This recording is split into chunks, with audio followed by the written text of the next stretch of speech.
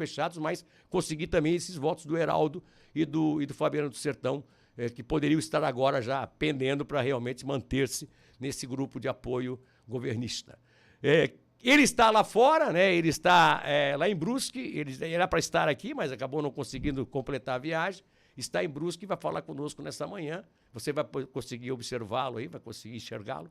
Ele vai falar sobre situações de eleições em cidades do Brasil afora, né? Capitais, e também, é óbvio, vai dar um toquezinho sobre as situações aqui de Tubarão e Brusque. Hein, Laércio Menegas? Seja bem-vindo, bom dia. Bom dia, Milton. Bom dia, Lucas. Bom dia a todos os amigos e amigas da Rádio Cidade. É um prazer estar aqui com vocês hoje. Estou em Brusque, participando do processo eleitoral. Hoje essa semana tem pesquisa aqui novamente, mas não podia deixar de participar do nosso Politizando. E queria falar nesse primeiro bloco sobre as eleições nas capitais. Na semana passada a gente começou a conversar um pouco sobre as eleições nas capitais do Brasil em 2024. A gente está vendo aí um trabalho bastante interessante de vários partidos no Brasil, mais em especial aquilo que eu já falei do PT e do Lula. Falando um pouquinho sobre o PT, depois sobre o Lula e depois quero falar sobre o Bolsonaro. O que o PT tem feito, Milton? Em 2020, foi a maior decepção a eleição municipal falada pelo PT nas capitais, ou seja, nós tivemos um resultado muito ruim para o partido de Lula. Dos 26 das capitais no Brasil, nenhum município foi vitorioso o PT. Foi uma tragédia. Pela primeira vez na história, desde a redemocratização, o PT não conseguiu vencer nenhuma. Tá me ouvindo, Milton? Estou te ouvindo, querido. Estou te ouvindo.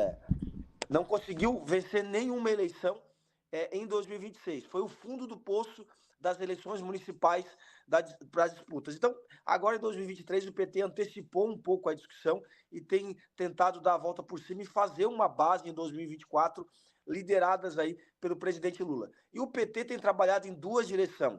Primeiro, lançar candidatos próprios, reoxigenando o partido e tentando superar a decepção nas eleições municipais de 2020, aquelas eleições que foram realizadas em novembro, né, da questão do Covid, e em outra frente, aproximando dos partidos aliados, né, daqueles que dão sustentação ao Planalto hoje, que é o caso do PSB, que é o caso do PDT, que é o caso de outros partidos ali que o Planalto tem orientado a aproximação. Tem cinco cidades que o PT tem uma vantagem, nas outras ele tem muita dificuldade. Seria Fortaleza, Natal, Teresina, Aracaju, Vitória e talvez Porto Alegre, se convencer aí o deputado Perito a ser candidato, né? Lá no Sudeste e no Norte, o PT ainda administra algumas candidaturas de esquerda. Agora, a maior dificuldade, sem dúvida nenhuma, é no Centro-Oeste, onde os candidatos favoritos são de centro ou são de direita, liderados pelo bolsonarismo. Da mesma forma do Centro-Oeste do Brasil, também no Sul, os candidatos que lideram, tanto em Curitiba, Porto Alegre, quanto em Florianópolis, para não dizer os outros municípios maiores, também são de direita e são ligados, aí, a maioria deles, ao bolsonarismo, mesmo quando não pertencem ao PL.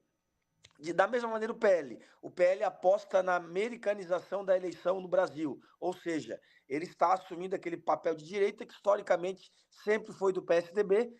De 1989 até 2018, houve sempre uma bipolarização nas eleições presidenciais PSDB-PT, até que em 2018 esse polo de direita, né, se é que podemos chamar o PSDB de direita, mas esse polo anti-PT foi tomado pelo Bolsonaro e agora é protagonizado pelo PL, que inteligentemente botou Bolsonaro como presidente de honra do partido e grande líder e colocou Michele Bolsonaro como presidente do PL Mulher. Estão fazendo aí um papel no Brasil inteiro de cabos eleitorais, de articuladores para a eleição 2024. E Bolsonaro falou na semana passada que pretende fazer 1.000 prefeitos pelo PL, né, que inclusive uma declaração dele dizendo que enfrenta um bom problema para resolver em 2024, que são o excesso de candidatos.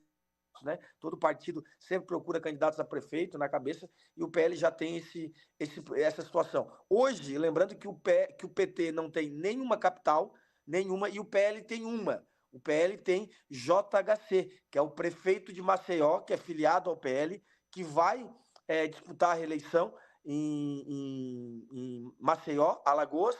O PL quer lançar 15 candidatos a prefeito nas capitais, quer eleger 1.000 prefeitos no Brasil, é a meta de Valdemar da Costa Neto e de Bolsonaro, e em capitais quer fazer 15 candidaturas, vai eleger aí de 5 a 7, na média, 5 a 7 prefeitos.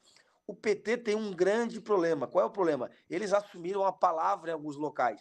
O PT assumiu a palavra, por exemplo, que não vai colocar, pelo acordo feito com Lula em 2022, na eleição de Lula, alguns estados vão ter dificuldade em ter candidato. É o caso, por exemplo, de São Paulo e Rio de Janeiro. São Paulo e Rio de Janeiro, o PT deu a palavra que entregaria a cabeça para aliados.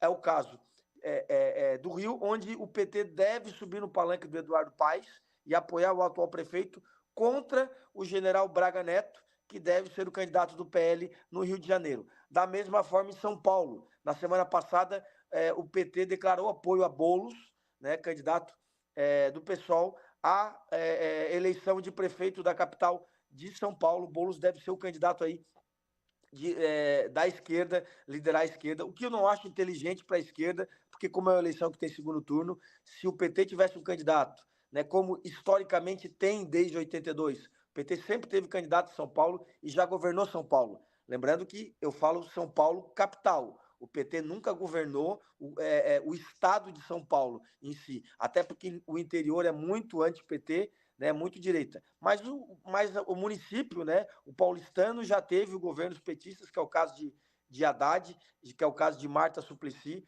Então, o paulistano ele tem esse voto na direita, mas também consegue votar à esquerda, e a esquerda chegou ao poder.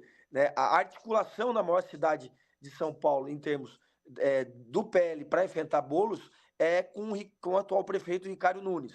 Bolsonaro rifou Ricardo Salles, que é deputado federal, que queria ser candidato, rifou também o astronauta e tem elogiado publicamente, feito conversas públicas com o atual governador, com o atual prefeito Ricardo Nunes, que vai à reeleição, que é do MDB, e a articulação de Bolsonaro é para botar o vice do MDB na chapa de Ricardo Nunes. Ele está com um governo bem avaliado, vai ser uma disputa bem interessante. Eu não tenho dúvidas que o segundo turno de São Paulo vai ser travado aí a guerra entre o Boulos, que é do PSOL, e o atual prefeito, que é Ricardo Nunes, que vai chegar, não tenho dúvida, com a força da máquina. Em Curitiba, que eu gostaria de falar também, além de São Paulo, nós temos uma eleição onde o prefeito atual, o governador atual, tenta fazer o sucessor de Greca. Em São Paulo, no Paraná, está muito forte o PSD do presidente nacional Gilberto Kassab. Você vê que Ratinho Júnior é o governador, é do PSD,